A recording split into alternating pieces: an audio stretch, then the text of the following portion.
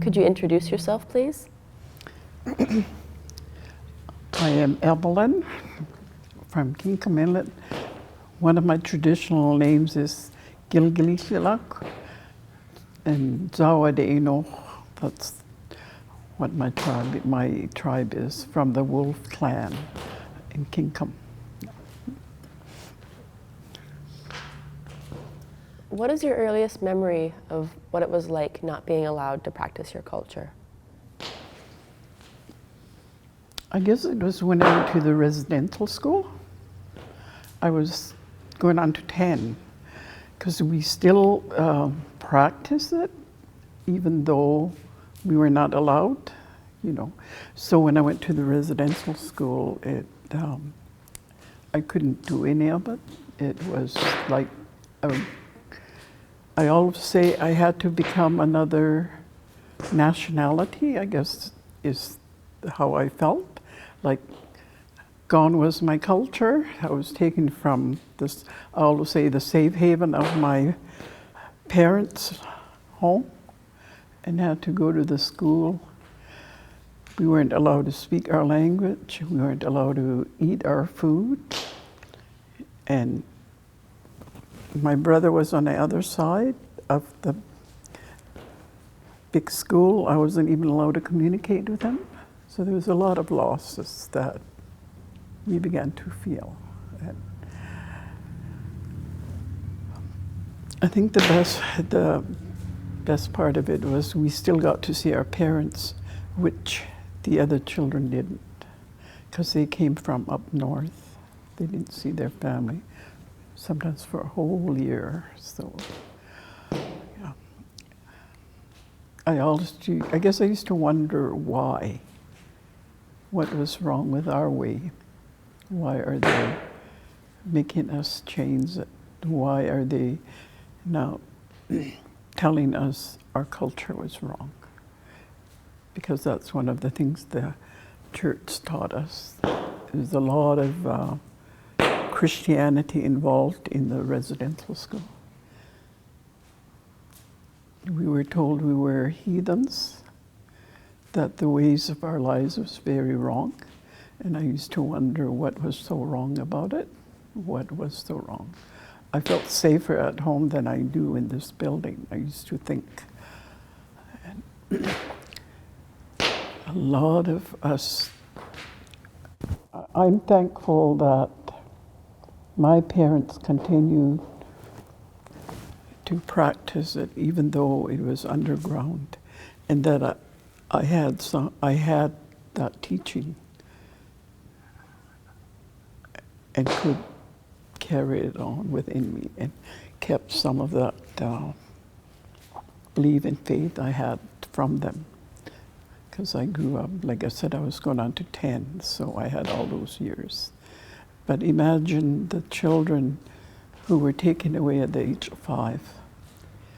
Imagine your child being taken from you, and it must have been hard for the parents too, you know. So that's my very first recollection of going away from our culture, was in the residential school. Yeah.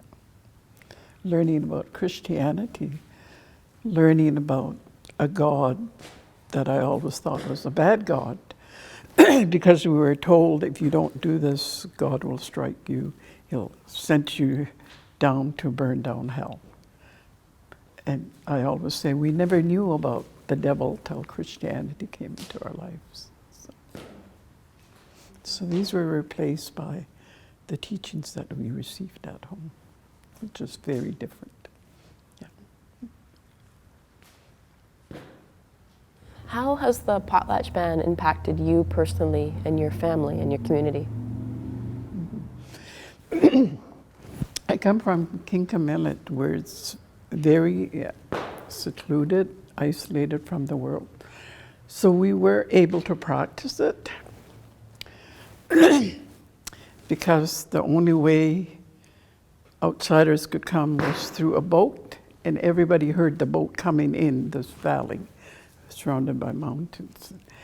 So that we quickly disbanded what we were doing and make believe we were not practicing. But what it has affected all of our culture is that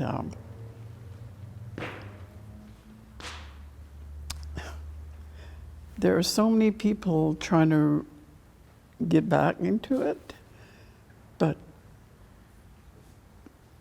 for what I saw, because as I said, I didn't go to school till I was going to 10, so I sat in a big house a lot with my grandmother. In fact, there's some pictures of me as a little girl with my grandmother. I went to the Potlatch, and I remember a lot of how things were done. And to see it today, it's not done that way, the way it used to be. Even when they lifted it, the band, and I can honestly tell you that a lot of the people who are practicing it now, I didn't see them in the big house in those days. I didn't. And now they're the know-it-all, and they think that it's the right way. But I can remember sitting with the old lady Nunu, Ilaka, my mom,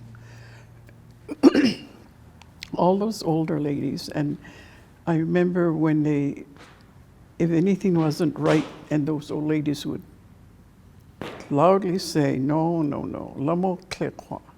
It's wrong what they're doing. They were not consulted, yet they were the elders. And the younger people who are bringing it back think it's the right way. But I can remember sitting in the big house and them telling. And even today, you will see it. You will see things not the way it should be. I'm very thankful for my cousin Emily Baker, who just recently passed away before Christmas. How she started to bring back some of the way it was, the cultural way, because she grew up in most of it. She grew up until she left Kingcome, and she started bringing back the way it was, and which I'm beginning to follow, because she told me this is what she saw, and I really believed her. Like when there's morning ceremony, and how it was always only for women. The matriarch, yeah, my voice sometimes sounds funny. Matriarch of each clan only sat there. But if you had visitors from the other villages, then you would pick a matriarch and have them sit up there for the morning to represent their tribe who they've lost. And that's what she brought back, and that's what we're doing in the Musgamagw.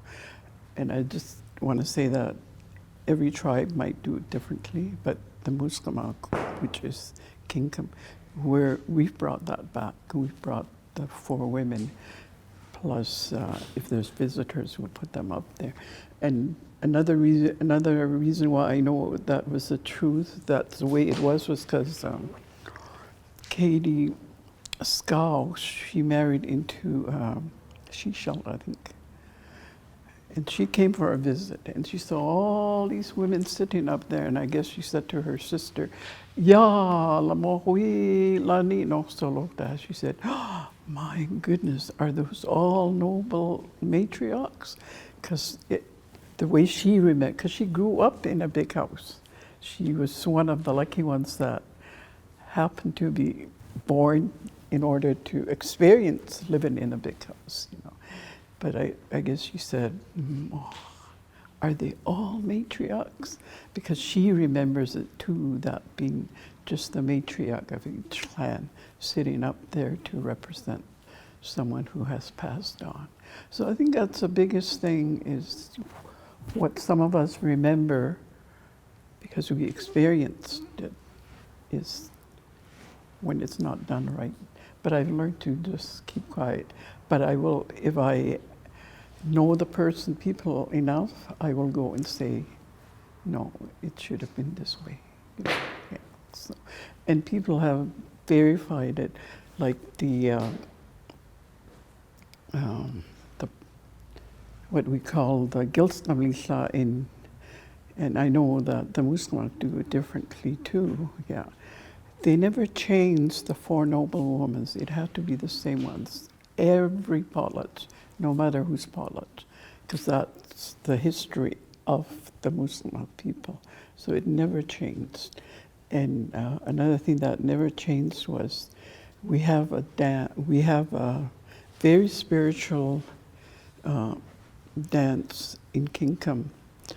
It's called the kapa. It's similar to the spirit dance. It's like that, but it's called a kapa. And the lady who does it, she always has to be the one to bring the hamatzain. Always, no matter whose potlatch it is. It never changed. And I hear my dad on his tape saying that. So I guess that's the hardest part, is the things that have changed to not done properly. So, yeah. What does reconciliation mean to you? I believe it's really hard to talk about reconciliation, not because of what it is, but because of how it's taken by other different people, different in the world.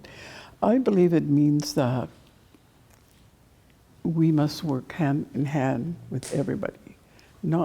It isn't only the First Nations people who need healing. It's everybody that needs healing, because all of the things that we lost, it wasn't us who put it on us. It was the other. So they need to deal with what they did to us too.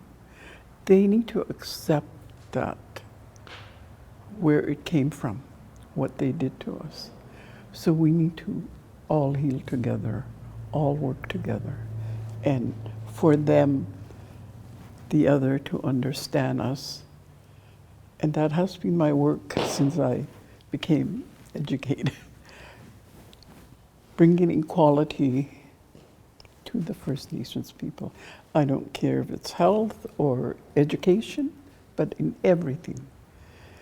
Reconciliation, all people are the same. And that we should be allowed to bring our teachings into the education system, to whatever. Because I know that we have a lot to offer.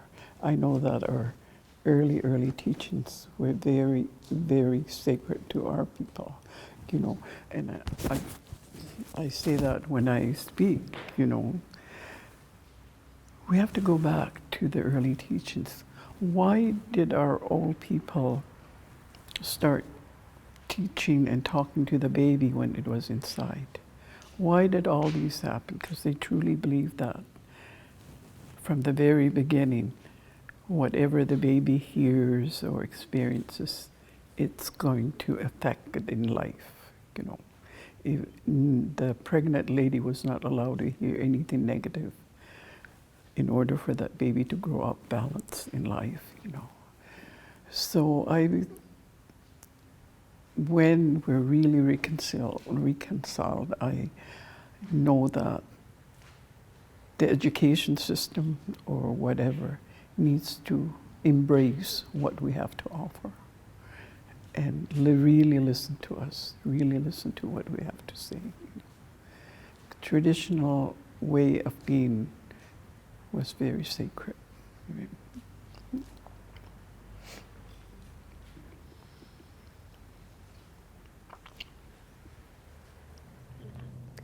How do you feel that non-Indigenous people can help with the cultural revival and healing that is sought by Indigenous peoples?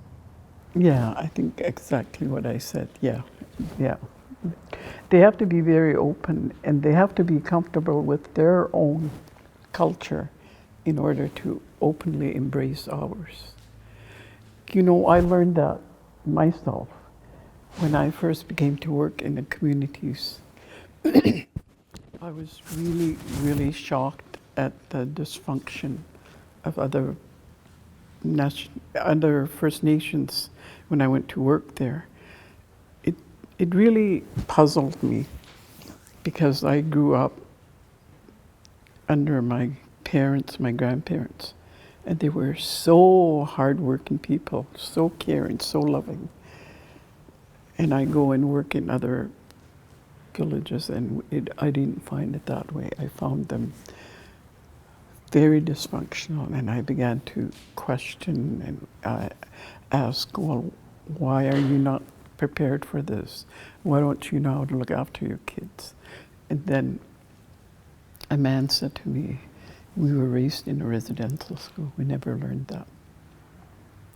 So that I knew I needed to work on myself so that I could go and continue to work with them and be helpful to them in whatever way. So I went to a personal growth workshop and reconnected with who I really am. And boy, that made a lot of difference when I began to understand who I was and where I came from and reconnected with my culture. I began to be more empathetic, better listener, and a better nurse to these people. I no longer judged them. I did judge them. I thought they were stupid for the way they were living their lives. But I learned that this was a defense mechanism because a lot of them had experienced trauma. So I believe everybody who works with people needs to have that, understand themselves, know who they are, so they can do a better job, they can be a better listener, they can be more empathetic to the problems in the world, not because the Creator made you, made everybody. The Creator didn't make anybody bad, but it's what happened to the people that made them that way. So that's what we need to work on, help them with. Yeah. What is the biggest difference that you see between before the Potlatch Ban and today, and how can we heal through all of the lateral violence? Say that again. It's kind of a two-part question. Maybe I'll break it down into two pieces. What do you think is the biggest difference of before the ban and after the ban? I'm not sure if there was a difference before and after. That's kind of hard to, yeah. Well, I guess the loss of our culture, loss of our identity was the biggest thing. Because when you're told your ways are wrong, how could it be wrong when that's all we lived, throughout eons and eons? And what we lost was our connection to the whole universe. Like, our dances are just not dances. Our dances are not just show. That's why my dad says we don't clap in a big house, because it's not an entertainment.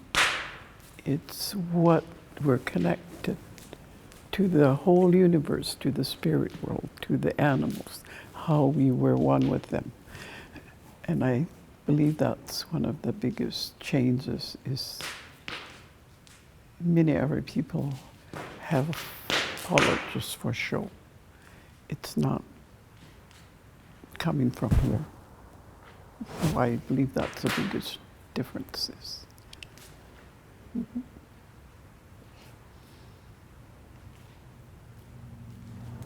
How can we heal and revive through all of the lateral violence today?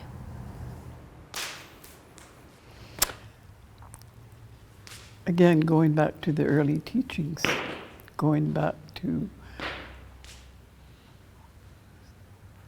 remembering the words respect, who am I, where do I come from?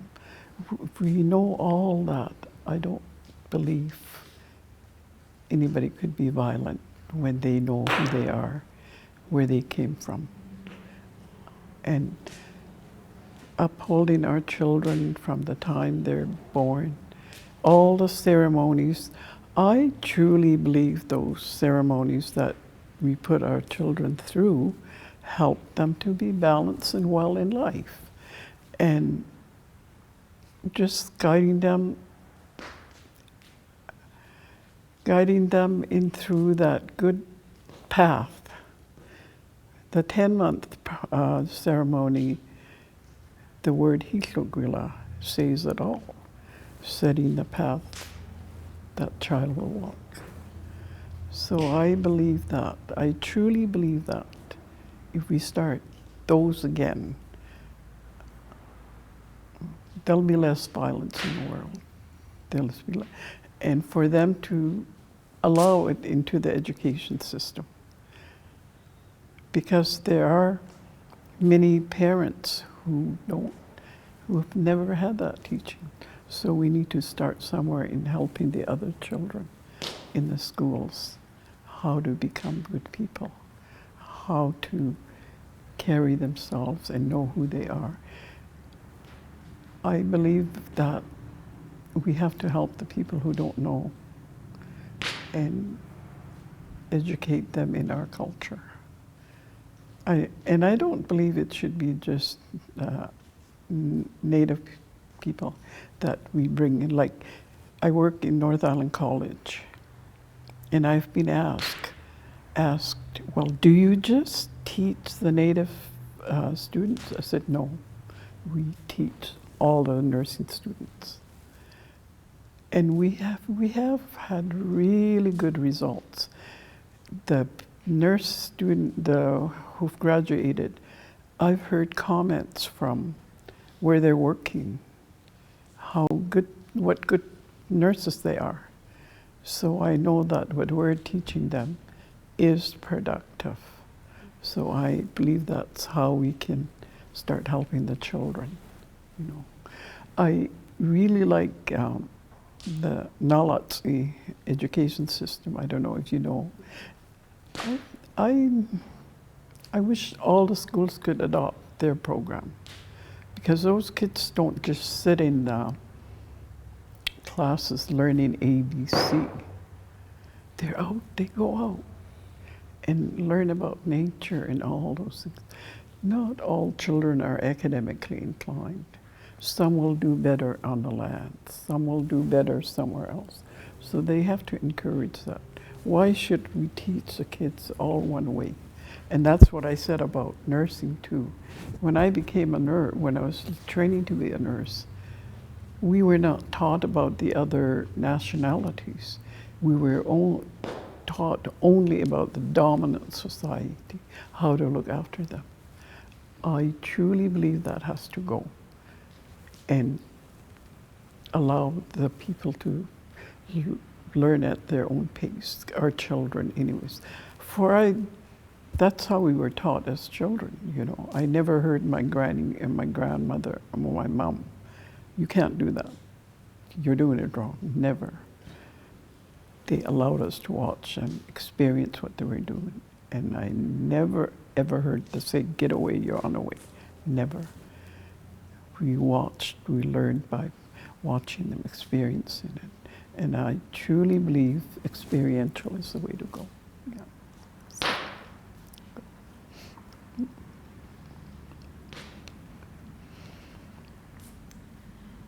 Do you feel that there is a resurgence or a return of culture since the ban was lifted?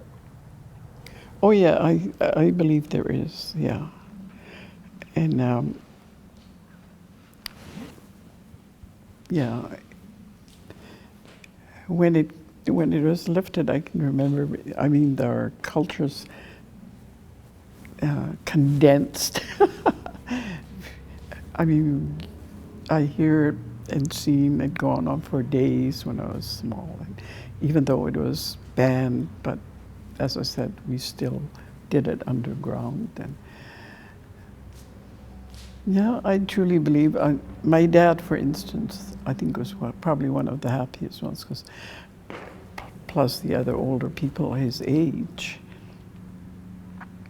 I'm very happy that that we were allowed to do it again, and I know we are slowly, especially in Kingcome, we have brought back the coming of age and the Hitlogwila, and we didn't just do it without a study. We, my granddaughter Carla and Mike Willie and them did research into how these things were done long. So we know that how they did about coming of age. I mean, it was a long process too, like going into the woods, and even plugging your eyebrows was part of the coming of age. So I used to wonder when they wanted us to plug our eyebrows, and yet when Carla and them did their research, it is there. It's part of it, like thousands of years ago they did that, you know. So yeah, it's good to see it come back. But I often wish we could have a gathering and try and teach the ones that are not really following the right way, you know. It's just because of lack of, you know, it's just ignorance that people are not doing it the right way, you know. So.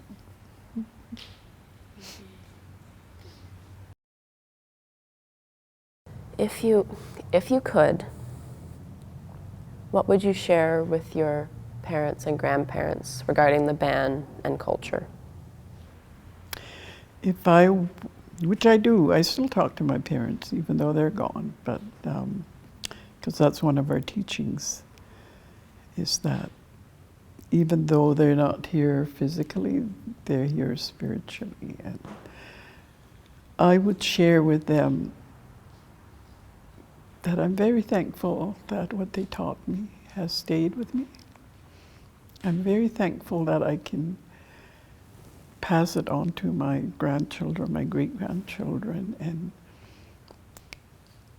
And another thing I would say to them, I wish I had asked more questions. I wish I had. Because there are things I don't know that I would like to know. But I'm very, very thankful for the things that they left me. Like my dad left us many tapes that we listened to, that I listened to, and have learned things about long ago. Yeah. But yeah, if we were to start all over again, I would be more inquisitive. Last question. What do you hope that visitors to the exhibit will gain from it? I hope they will learn the truth. Many people have no idea what happened to us. Even today, people will say, I didn't know that happened. I never knew you guys went through that. So I am praying they will learn the truth and understand us and not condemn us. That we were traumatized by the newcomers. And I could say it didn't have to be, if they could have understood us, you know, that our way of life was good, that our way of teaching was good, and that they will help to change the attitude toward First Nations people. Yeah. And not, and I'm praying that there'll be educators there, because those are the people we are fighting the most. They don't want to change. They want it to stay the way it is. I don't know, maybe they're threatened by us or what, why they don't want to be inclusive. I don't use the word Indianization. I use inclusiveness. Because for a long, long time we were not included in anything in our health plans, in our education plans. Now they are allowing us. So I use the word, I am being included now. You know, I can say, I can have a voice. So, and yeah, that's what I really would like to see. The people that come will be educated to know what really, really happened to us. Where do some of us are so dysfunctional, why some, to fully understand what happened to us. Thank you so much. You're welcome.